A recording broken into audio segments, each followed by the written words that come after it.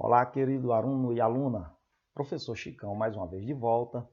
Vamos dar sequência ao nosso conteúdo de eletromagnetismo. Hoje nós vamos para a aula 3.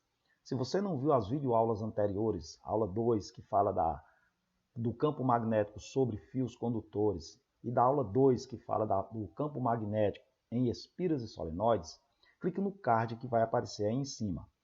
Fique conosco até o final, veja a videoaula. No final eu resolvo duas questões de aplicação do conteúdo visto na aula de hoje. Antes de iniciar, eu peço aos senhores e senhoritas que, por favor, se não forem inscritos, se inscrevam em nosso canal. Se gostarem dessa videoaula, se estão gostando desse conteúdo que eu estou preparando de forma gratuita para vocês, deixa aí aquela curtida para a gente, ajuda muito o canal, a valorizar o canal, a valorizar o nosso trabalho, para que o YouTube possa indicá-los. Vem aí a vinhetinha da aula, depois eu volto para começar o nosso trabalho.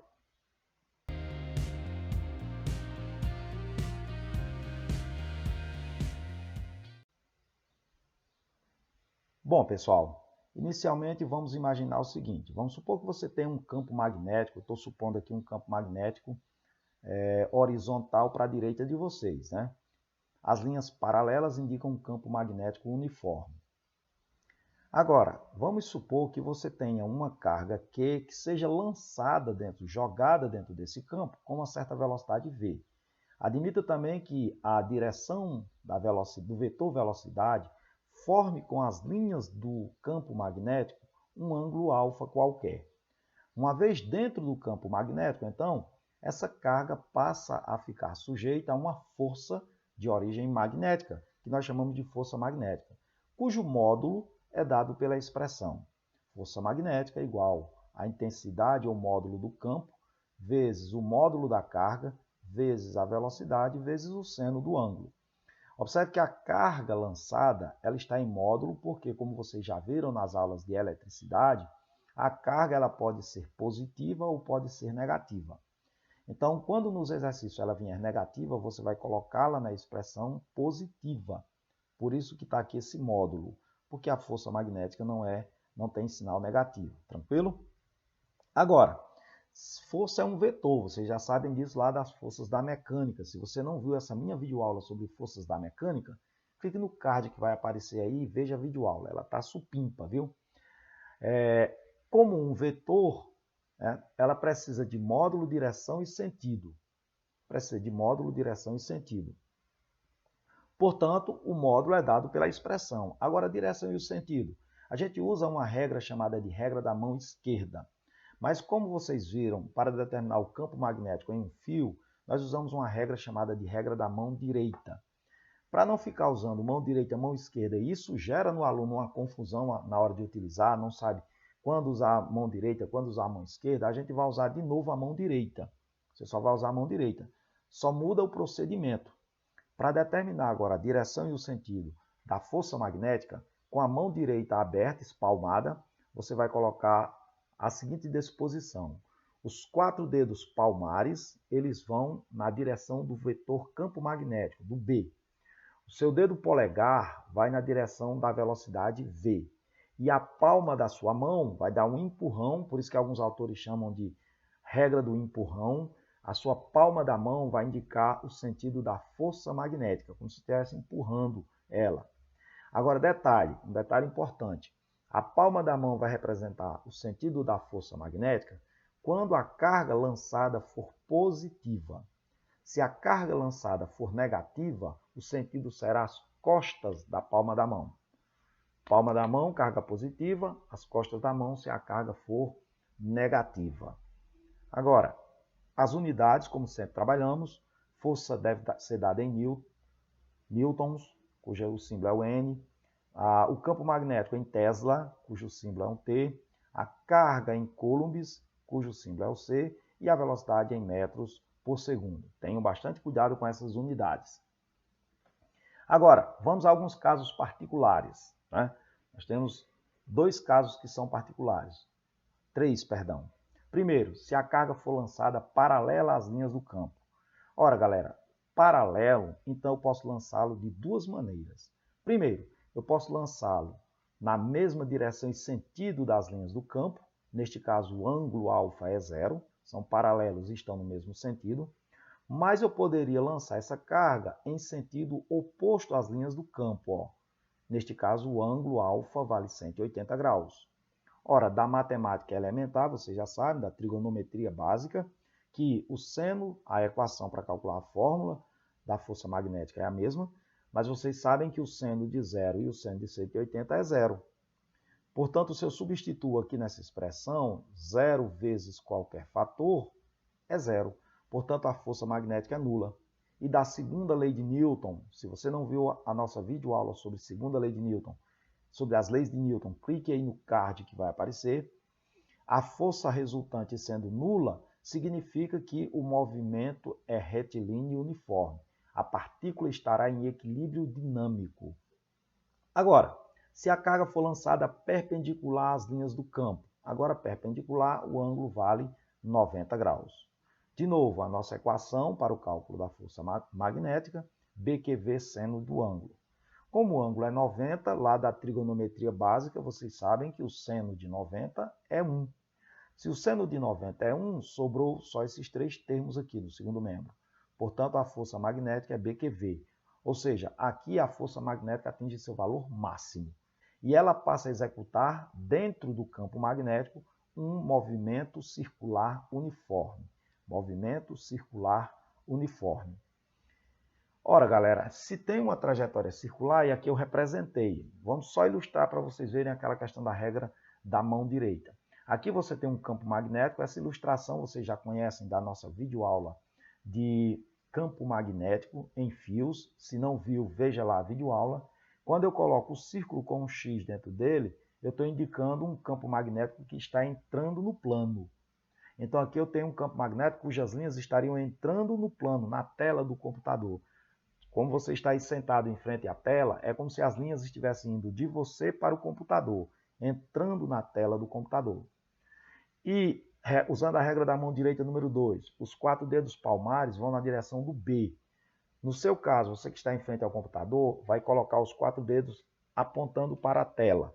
O polegar é na direção de V. Vamos fazer com essa carga aqui, ó, que está nessa posição, onde eu estou passando o laser. Ficaria então, ó, os 4 dedos apontando para a tela, o polegar para cima, porque a velocidade está para cima, a palma da mão está empurrando a carga, ó, para o centro da curvatura.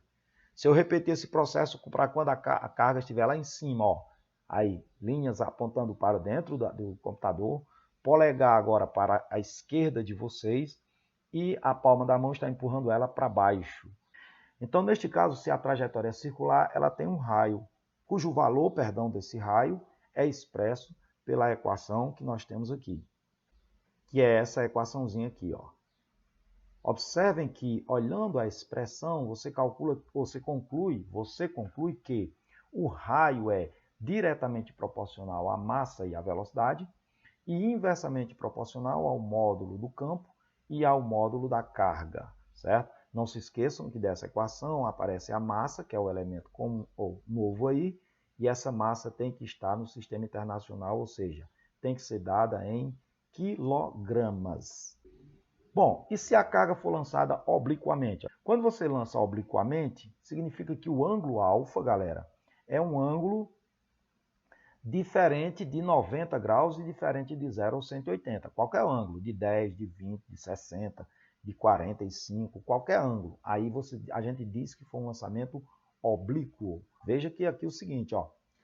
Essa componente da velocidade vou decompô-la em duas componentes, paralela à linha do campo magnético e no mesmo sentido, que eu chamei de V1. Uma componente perpendicular às linhas do campo, que eu estou chamando de V2. Ora, essa componente, no mesmo sentido, vai empurrar a carga para a direita, nesse meu exemplo. Essa componente perpendicular vai empurrar a carga para cima. Isso quer dizer que a carga vai subir e se mover para a direita ao mesmo tempo, ó. Então, ela passa a descrever uma trajetória que nós chamamos de trajetória helicoidal, na forma de hélice, no formato de uma hélice. Então, eu teria um movimento cuja trajetória é uma hélice, uma trajetória helicoidal. E o módulo da força é dada por BQV, seno do ângulo alfa. Tranquilo? Para fechar, Paralelo, movimento retilíneo uniforme. Perpendicular, movimento circular. Obliquamente, movimento helicoidal. Tranquilo? Agora, o que a gente vai fazer é aplicar isso que a gente viu resolvendo algumas questões. Vamos resolver aqui duas questões. Se estão gostando da videoaula, deixa aquele like, tá certo? Compartilha com seus colegas e nos comentários nos dê sugestões, comente, diga alguma coisa, se gostou, se não gostou, se está bom, o que precisa melhorar. Vamos pôr em prática agora, então? Bom, pessoal, como havíamos dito, vamos resolver aqui uma questão. Essa questão foi retirada do livro do Física Aula por Aula, do Benigno Barreto e do Cláudio Xavier, volume 3, capítulo 10, página 162. E a questão diz o seguinte, ó. Em um campo magnético uniforme de intensidade igual a 2 vezes 10 a menos 3 Tesla, há uma partícula que se desloca com velocidade de 3 vezes 10 ao quadrado metro por segundo. Sabendo que a carga elétrica da partícula é 4 10 a menos 6 coulombs, determine a intensidade, olha aí o comando da questão, determine a intensidade da força magnética que age sobre ela. Para isso, use os dados da figura onde está representado o ângulo formado entre o vetor campo magnético e o vetor velocidade. Pessoal, como de praxe, eu vou retirar os dados, vou colocar aqui do lado para vocês, tranquilo? Vamos lá.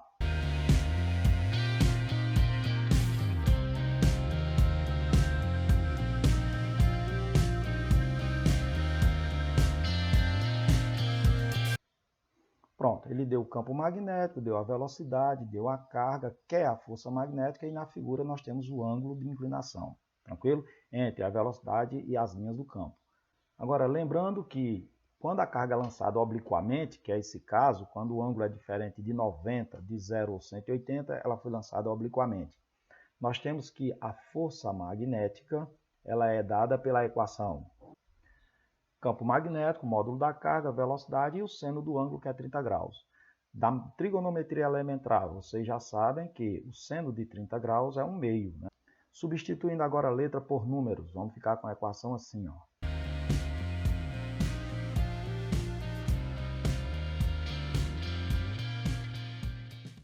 Agora observe que você tem 2 aqui no denominador, 2 aqui no numerador, eu posso eliminar. 4 vezes 3 dá 12 e faço a multiplicação de potência de mesma base. Menos 3 menos 6 dá menos 9, mais 2 dá menos 7. Escrevendo isso aqui em notação científica, a vírgula vai andar uma casa para a esquerda. Eu vou aumentar uma unidade no expoente. Fica, portanto, 2. Como eu aumento mais 1, menos 7, mais 1 dá menos 6 newtons. Pronto. Resolvido a questão, galera. Calculada, então, a força magnética. Se gostaram da resolução, não esqueça de dar aquela curtida para a gente, tranquilo? Vejamos esse segundo exemplo. Na figura, está representado um campo magnético uniforme B, no qual uma partícula de massa M e carga Q descreve uma trajetória circular de raio R. Trajetória circular, pessoal, significa que ela foi lançada perpendicularmente às linhas do campo. Para que a partícula descreva uma trajetória circular com raio maior, ele quer aumentar o raio, é necessário que, vamos lembrar a equação para o raio da trajetória circular quando a carga é lançada perpendicular ao campo, que é massa vezes a velocidade, dividido pelo campo magnético, intensidade do campo, vezes o módulo da carga. Pessoal, dessa expressão, você conclui que o raio é diretamente proporcional à massa e à velocidade, e inversamente proporcional ao campo e à carga. Quando eu digo diretamente, é que se um aumenta, o outro aumenta. Quando eu digo inverso, que se um aumenta, o outro diminui. O que ele quer na situação é que você pegue esse raio e aumente. Se eu vou aumentar o raio, o que eu posso fazer com essas grandezas aí? Primeiro, como é diretamente proporcional à massa, então eu devo aumentar a massa. Como é diretamente proporcional à velocidade, eu devo aumentar a velocidade. Como é inversamente proporcional ao campo, então eu vou ter que diminuir o campo. E como é inversamente proporcional à carga, eu também vou diminuir o módulo da carga. Vamos às nossas opções. Letra A de Aurora. Aumentar a massa e a velocidade ou a velocidade da partícula? Sim, se eu aumentar a massa ou a velocidade, eu aumento o raio. Portanto, essa aqui está correta. Verdadeira. 2. Diminuir a carga ou a intensidade do campo magnético. Diminuir a carga, diminuir o campo, correto também. Isso aqui, verdadeira. Então, aqui é verdadeira. Terceiro, aumentar a massa ou diminuir a velocidade da partícula. Aumentar a massa, a velocidade tem que aumentar. Então, diminuir aqui é que está errado. Diminuir a velocidade. Está errado. Se está errado isso aqui, então, essa aqui é a afirmativa falsa. Quarta, diminuir a carga ou aumentar a intensidade do campo magnético. Diminuir a carga, tranquilo. Aumentar o campo, não. Aumentar o campo está errado. E se isso aqui está errado, essa é uma afirmativa falsa. Quinto, aumentar a intensidade do campo. Aumentar a intensidade do campo, não. Seria diminuir. Então, essa é outra errado. E se está errado, é uma afirmativa falsa. Portanto, verdadeira a primeira e a segunda, pessoal. Era isso que tínhamos para essa aula de hoje. Se vocês gostaram, deixa aquela curtida para a gente. Compartilhe o vídeo com seus amigos, se inscreva no canal e até a nossa próxima aula. Muitíssimo obrigado por ficarem até esse momento. Um forte abraço.